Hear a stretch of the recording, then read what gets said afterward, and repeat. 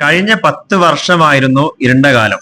10 വർഷക്കാലമായി കേരളത്തിന് എടുത്തു പറയാൻ പറ്റിയ എന്ത് വികസനമാണ് ശ്രീ പിണറായി വിജയന്റെ നേതൃത്വത്തിലുള്ള LDF ഗവൺമെന്റ് കൊണ്ടുവന്നതെന്നാണ് ഞങ്ങൾ ചോദിക്കാനുള്ളത്. 10 വർഷക്കാലം LDF ഗവൺമെന്റ് ഭരിച്ചിട്ടും അവർ ചർച്ച ചെയ്യുന്നതും അവർ പേടിക്കുന്നതും അതിനു മുമ്പ് ഭരിച്ച ഉമ്മൻചാണ്ടി ഗവൺമെന്റ് ഭരിച്ച ഒരു 5 വർഷത്തെ പറ്റിയാണ് അവരിപ്പോഴും പേടിക്കുന്നത്. കഴിഞ്ഞ 10 വർഷം ചെയ്ത ഭരണനേട്ടം കാണിച്ചിട്ട് അവർ വരട്ടെ. അവർ നടത്തിയ സ്വർണ്ണക്കൊള്ളയും മറ്റ് അഴിമതികളും മറ്റേ സരിതമാരെ ഇറക്കലും ഒക്കെയല്ലേ അവർക്ക് ഇപ്പോൾ കാണിക്കാനുള്ളൂ. ജനങ്ങളെ മനസ്സിനെ ജനങ്ങളുടെ മുമ്പിലേക്ക് ഇട്ടുകൊടുക്കാനുള്ളൂ. അവർക്ക് ഈ സെല്ല് പ്രവർത്തിക്കുന്നത് ജനങ്ങളിൽ തെറ്റിദ്ധാരണ വരുത്താൻ വേണ്ടിയാണ്. ഒരു കാരണവശാലും കേരളത്തിലെ ജനം തീരുമാനിച്ചു 10 കൊല്ലം ദുർഭരണം അവർക്ക് തിരിച്ചടി ഉണ്ടാവും. ഒന്നും പറയാനില്ലാതെ സ്വന്തം വികസനത്തെ പോലും എടുത്തു കാണിക്കാനില്ല. ആ ഘട്ടത്തിലാണ് ഇത്തരമൊരു ഇരുണ്ട യുഗം എന്ന് പറയുന്ന ഒരു പദ്ധതിയുമായിട്ട് ഇവർ ഇറങ്ങിയിട്ടുള്ളത്. ഇത് കപടമാണ്, കാപട്യാണ്, വിശ്വസിക്കാൻ കൊള്ളാത്തതാണ്. ഒരു വികസനവും അല്ലെങ്കിൽ രാഷ്ട്രീയം പറയാൻ കഴിയാത്ത രീതിയിലുള്ള ഒരു വലിയ രീതിയിലുള്ള കുരുക്കിലാണ് LDF സർക്കാർ പെട്ടിട്ടുള്ളത്. അതുകൊണ്ട് തന്നെയാണ് കഴിഞ്ഞ 10 വർഷങ്ങൾക്ക് മുമ്പെയുള്ള ഉമ്മൻചാണ്ടിയുടെ ചില കാര്യങ്ങൾ വെറുതെ അനാവശ്യ ആരോപണങ്ങൾ ഉണ്ടാക്കിക്കൊണ്ട് LDF സർക്കാർ ഇപ്പോൾ LDF മുന്നണി ഇപ്പോൾ വോട്ട് തേടുന്നത്. കേരളത്തിലെ ആൾക്കാർ ഏറ്റവും കൂടുതൽ സ്നേഹിച്ച ഒരു മുഖ്യമന്ത്രി ഭരിച്ച നാടാണത്, അതായത് ഉമ്മൻചാണ്ടി. അദ്ദേഹത്തിൻ്റെ ഭരണകാലം കേട്ട് കടക്ക് പുറത്ത് എന്ന് പറയുന്നൊരു മുഖ്യൻ്റെ കീഴിൽ 10 വർഷം ഒരു ഇരുണ്ട കാലഘട്ടത്തിൽ തന്നെ ഇരുട്ടിൽ തപ്പിത്തടഞ്ഞുകൊണ്ടാണ് കേരളത്തിലെ ജനങ്ങൾ ജീവിച്ചത്. ഉമ്മൻചാണ്ടി 10 വർഷങ്ങൾക്ക് മുമ്പ് കേരളം ഭരിച്ചപ്പോ കേരളത്തിൽ സ്വപ്നം പോലും കാണാൻ കഴിയാത്ത തരത്തിലുള്ള ഒട്ടനവധി പദ്ധതികൾ കൊണ്ടുവന്നിട്ടുണ്ട്. കണ്ണൂർ വിമാനത്താവളം കൊണ്ടുവന്നു, സ്മാർട്ട് സിറ്റി കൊണ്ടുവന്നു, വിഴിഞ്ഞം തുറമുഖം കൊണ്ടുവന്നു, കൊച്ചി മെട്രോ കൊണ്ടുവന്നു. അങ്ങനെ അനേകായിരം സ്വപ്ന പദ്ധതികളുടെ ഒരു കാലഘട്ടമായിരുന്നു ഉമ്മൻചാണ്ടി ഭരിച്ചിരുന്ന കാലഘട്ടത്തിൽ. പിണറായി വിജയൻ വന്നപ്പോൾ ശബരിമല അയ്യന് പോലും പിടിച്ചു നിൽക്കാൻ പറ്റാത്ത അവസ്ഥയാണ്. അയ്യപ്പന്റെ സ്വർണം പോലും കട്ടുകൊണ്ട് സകല മേഖലകളും അഴിമതിയാണ്. അയ്യപ്പ സംഗമം നടത്തി എത്ര കോടി രൂപയുടെ അഴിമതിയാണ് അതിൽ നടത്തിയിട്ടുള്ളത്. പിണറായി വിജയൻ സർക്കാർ എവിടെയൊക്കെ കൈവച്ചിട്ടുണ്ടോ അവിടെയൊക്കെ വലിയ രീതിയിലുള്ള അഴിമതിയാണ് നടത്തിക്കൊണ്ടിരിക്കുന്നത്. മാത്രവുമല്ല 8 മാസക്കാലം കേരളത്തിലെ പാവങ്ങളുടെ പെൻഷൻ അടക്കം കുടിശ്ശിയാക്കി.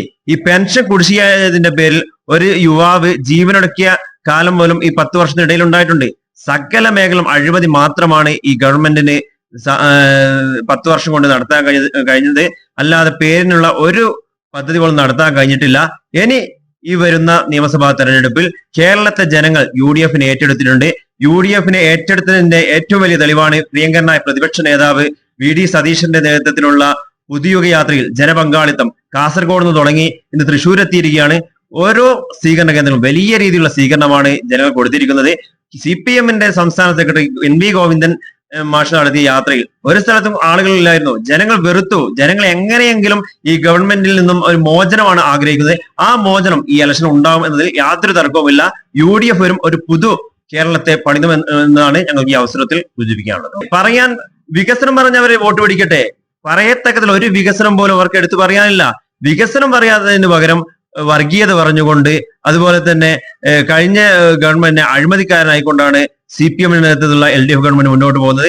ഒരു വികസനവും ഈ നാട്ടിൽ ഉണ്ടായിട്ടില്ല എന്നാണ് ഞങ്ങൾക്ക് പറയാനുള്ളത്. പക്ഷെ വളരെ രസകരമായ ഒരു സംഭവം എന്ന് പറയുന്നത് 10 വർഷക്കാലം LDF ഗവൺമെന്റ് ഭരിച്ചിട്ടും അവർ ചർച്ച ചെയ്യുന്നതും അവർ പേടിക്കുന്നതും അതിനു മുമ്പ് ഭരിച്ച ഉമ്മൻചാണ്ടി ഗവൺമെന്റ് ഭരിച്ച ഒരു 5 വർഷത്തെ പറ്റിയാണ് അവരിപ്പോഴും പേടിക്കുന്നത്. ഇപ്പോൾ നടക്കുന്ന സംഭവം തന്നെ കഴിഞ്ഞ 10 വർഷം കൊണ്ട് ഉമ്മൻചാണ്ടി ഗവൺമെന്റ് കൊണ്ടുവന്ന എത്ര പദ്ധതികളുണ്ട് എന്ന് ചോദിച്ചാൽ CPM ഈ 2 ടേമിൽ 10 വർഷം കൊണ്ട് എത്ര പദ്ധതികൾ ഉദ്ഘാടനം ചെയ്തോ, ഇനിയും അവർക്ക് ചെയ്യാൻ ബാലൻസ് ഉണ്ടോ, അത്രയും പദ്ധതികൾ നാടിന് സമ്മാനിച്ചാണ് ബഹുമാനായ ഉമ്മൻചാണ്ടി ഗവൺമെന്റ് കേരളത്തിൽ നിന്ന് LDF ഗവൺമെന്റിലേക്ക് മാറിയത്. ഒരുപക്ഷെ ഇവർ കൊണ്ടുവന്ന പദ്ധതികൾ ഇപ്പം നമുക്ക് പറയാൻ സാധിക്കും. കണ്ണൂർ എയർപോർട്ട് ആയാലും ജനകീയമായിട്ടുള്ള കാരുണ്യം പദ്ധതി ആയാലും ഒരുപാട് പദ്ധതികൾ നാടിന് സമർപ്പിക്കുകയും അതാത് കാലഘട്ടത്തിൽ തന്നെ നമുക്കറിയാം കണ്ണൂർ എയർപോർട്ടൊക്കെ വന്ന സമയത്ത് അതിൻ്റെ ഉദ്ഘാടന സമയത്തൊക്കെ വളരെ വൻ പ്രതിഷേധങ്ങൾ കൊണ്ടുവന്ന ഒരു ടീമാണ് LDF. പക്ഷേ അവരിപ്പോൾ അതിൻ്റെ പിതൃത്വം ഏറ്റെടുത്തുകൊണ്ട് അത് അവരുടെ എന്താണെന്ന് പറയുന്നു, വല്ലാർപാടം പദ്ധതി അവരുടേതാണെന്ന് പറയുന്നു.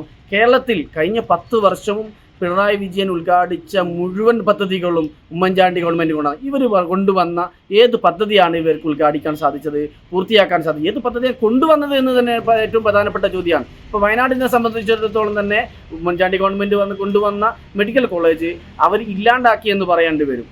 അല്ലാതെ അവർ വയനാടിന് എന്ത് പദ്ധതിയാണ് കൊണ്ടുവന്നിട്ടുള്ളത്?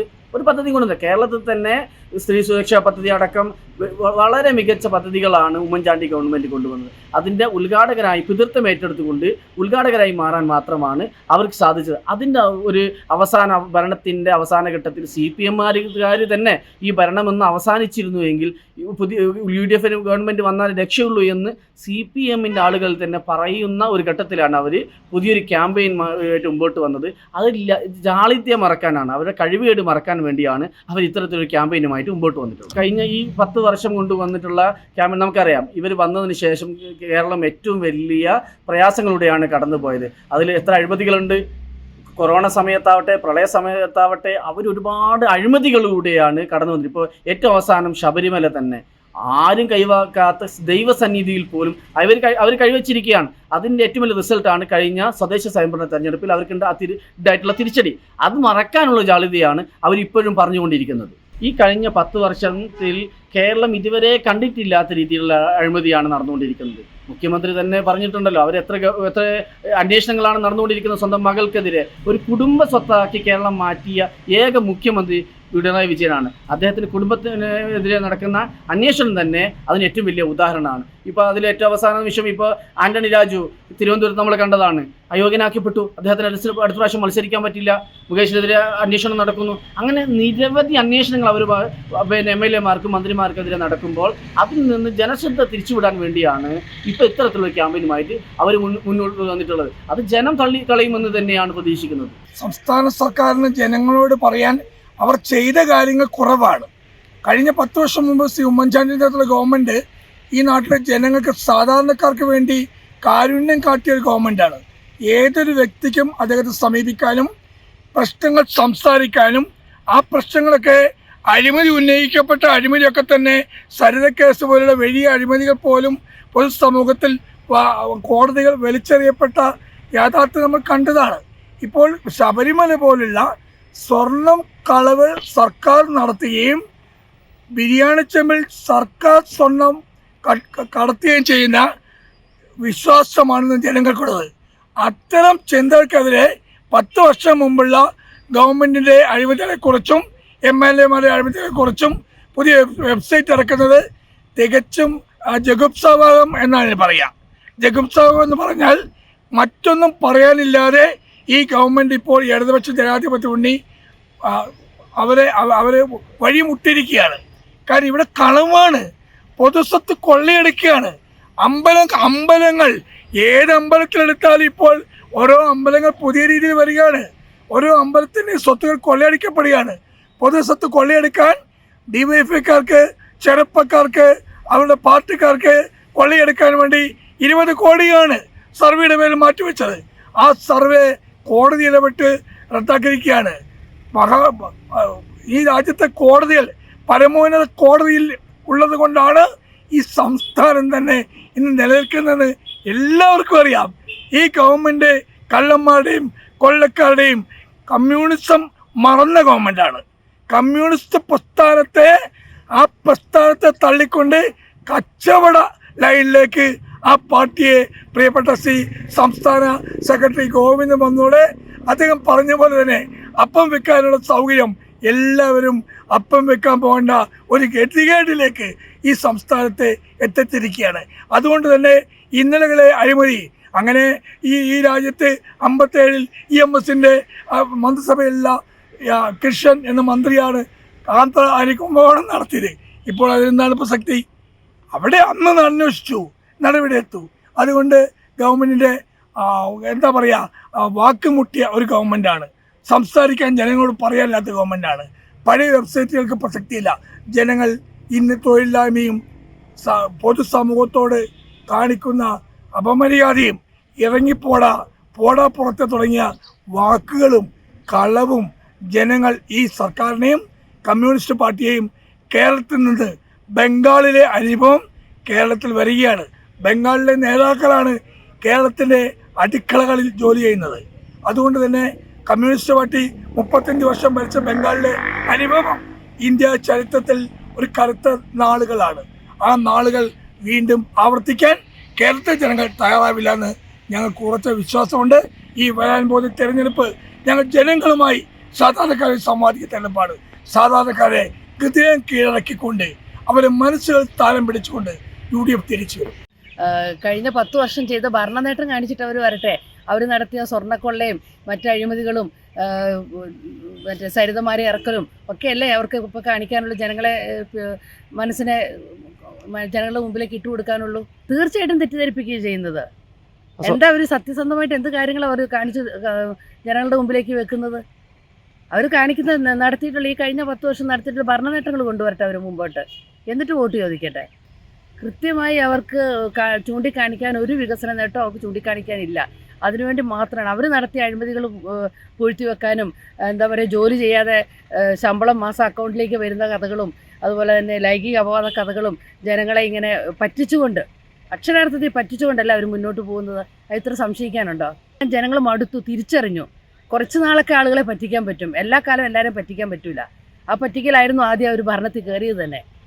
ഇനി അത് നടക്കില്ല. അവരുടെ കയ്യിൽ പണമുണ്ട്, സൈബർ പോരാളികളുണ്ട്, എന്ത് കള്ളവും അവർ പറയും, ആരെക്കുറിച്ചും പറയും. അവർക്കെതിരെ ഒരു വാക്ക് അനക്കിയാൽ ഒരു പ്രവൃത്തി ചെയ്താൽ അവർക്കെതിരെ പറയും, ഒരു സംശയമില്ല. ഇപ്പം ഞാൻ ഈ പറയുന്നതിൻ്റെ പേരിൽ എനിക്കെതിരെ നാളെ പറയും.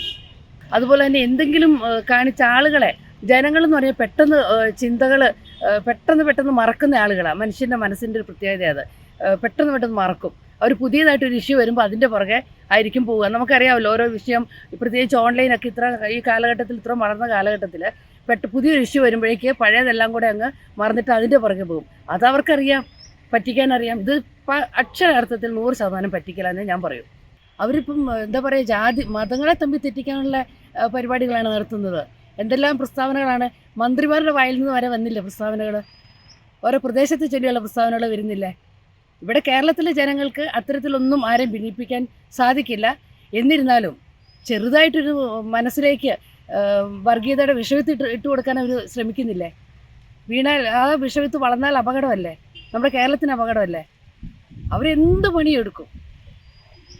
എന്താ പറയുക, ഇപ്പം അവസാനം അവർ ശ്രമിച്ചു നോക്കിയതാണ് അവരുടെ സ്വർണ്ണക്കൊള്ളയും അവരുടെ മറ്റെല്ലാ വൃത്തികേടുകളും മറയ്ക്കാനായിട്ട് അവർ ശ്രമിക്കുന്നതാണ്. അവസാന ഘട്ടത്തിൽ എത്തിയിരിക്കുന്നതാണ് വർഗീയതയുടെ വിഷം ഏറിയൽ.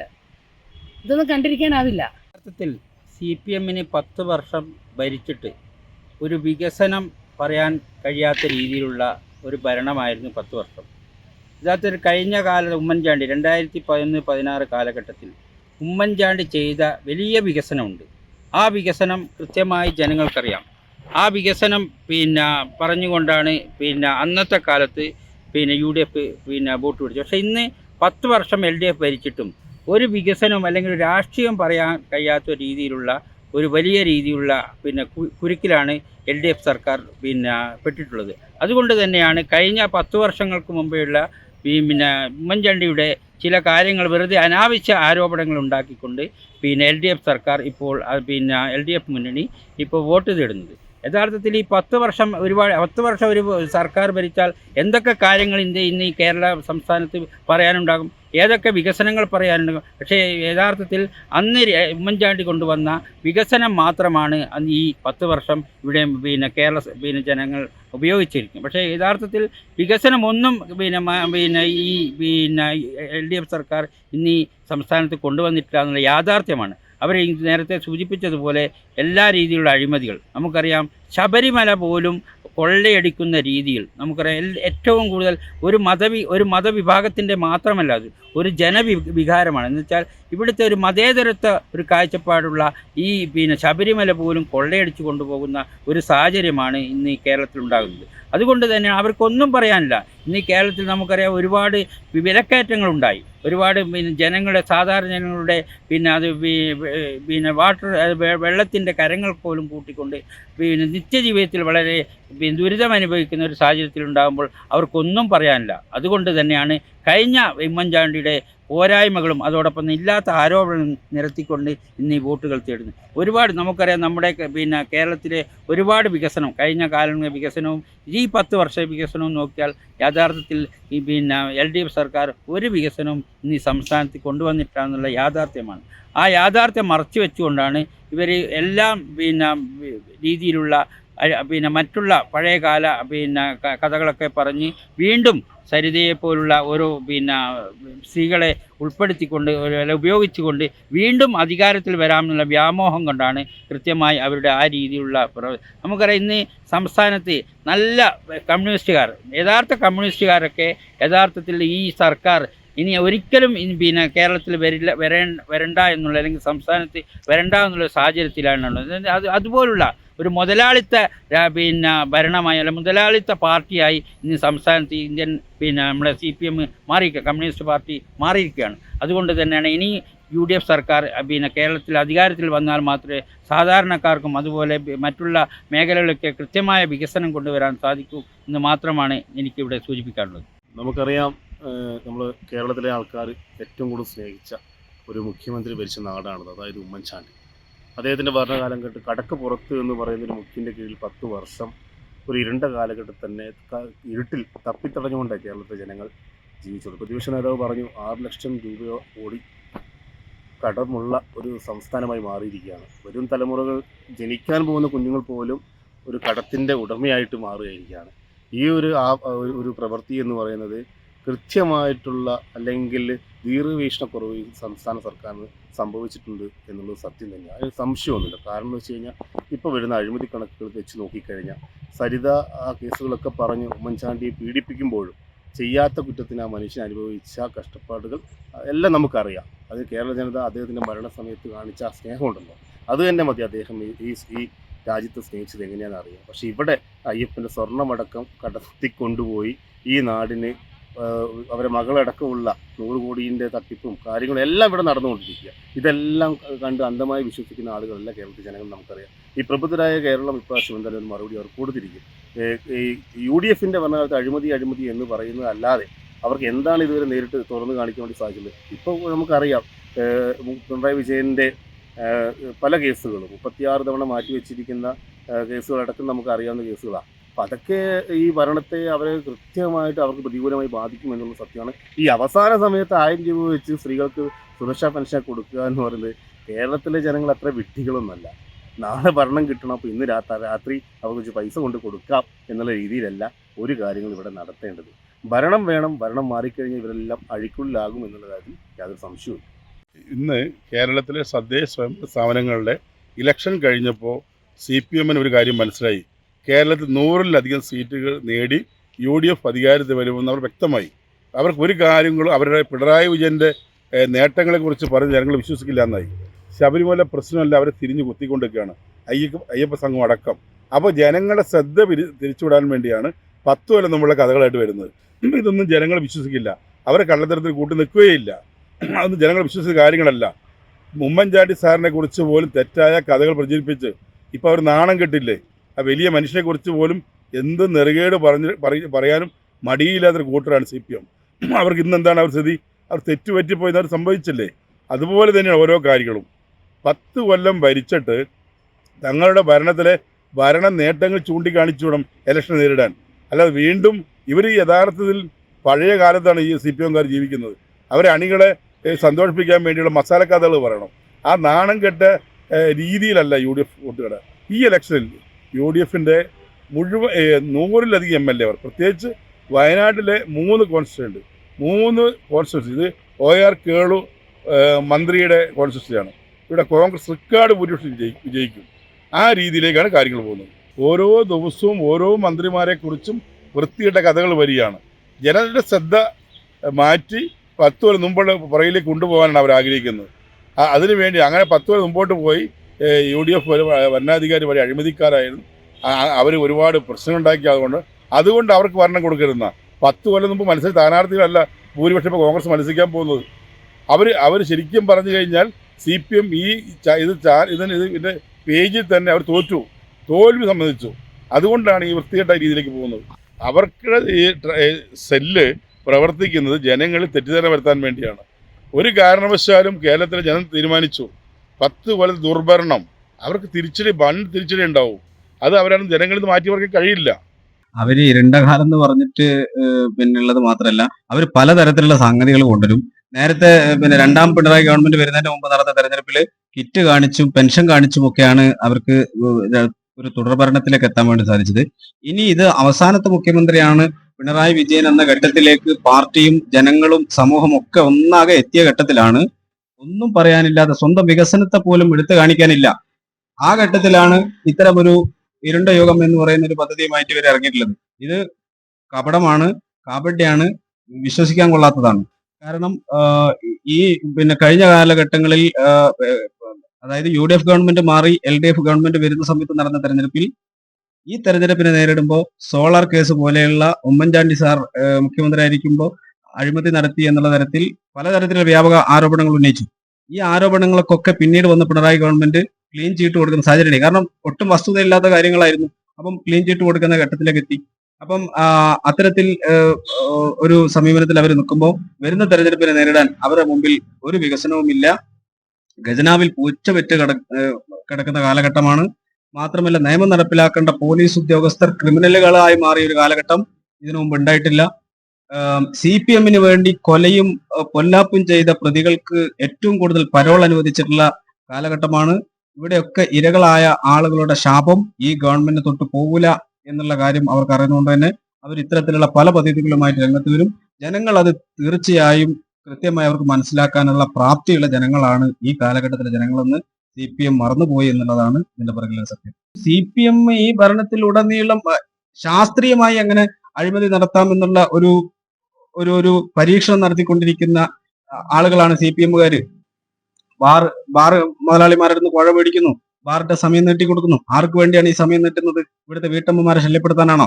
മദ്യപിച്ച് വന്ന് വീട്ടമ്മമാർക്ക് വലിയ ശല്യങ്ങൾ ഉണ്ടാക്കുന്ന ഗതിയിലേക്ക് ആ ബാർ സമയ നീക്കം പോവുകയാണ്.